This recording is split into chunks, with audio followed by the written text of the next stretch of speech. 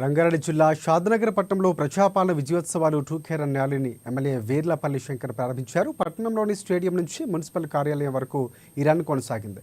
ఈ రన్లో విద్యార్థులు, పట్టణ ప్రజలు పాల్గొన్నారు.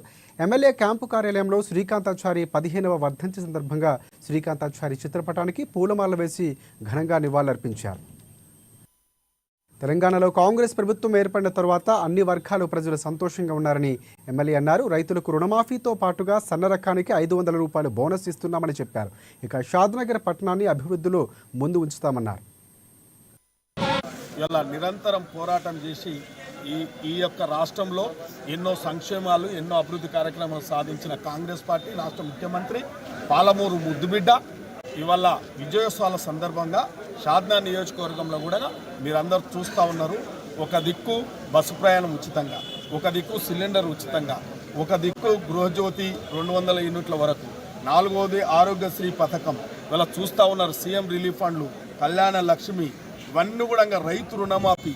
చరిత్రలో కనివినేరిగిన రీతిలో రైతులకు అండగా నిలబడ్డ పార్టీ కాంగ్రెస్ పార్టీ. కాబట్టి ఇవాళ ఆ ఉత్సవాలు బోనస్ కూడా రైతులకు బోనస్ కూడా సన్నాలు వండిస్తే బోనస్ ఇచ్చే పరిస్థితి వచ్చింది. ఒక్కొక్క రైతు రుణమాఫీ చేసుకుంటూ పండిన పంటకు బోనస్ తీసుకుంటూ చాలా సంతోషంగా ఉన్నారు. కాబట్టి త్వరలోనే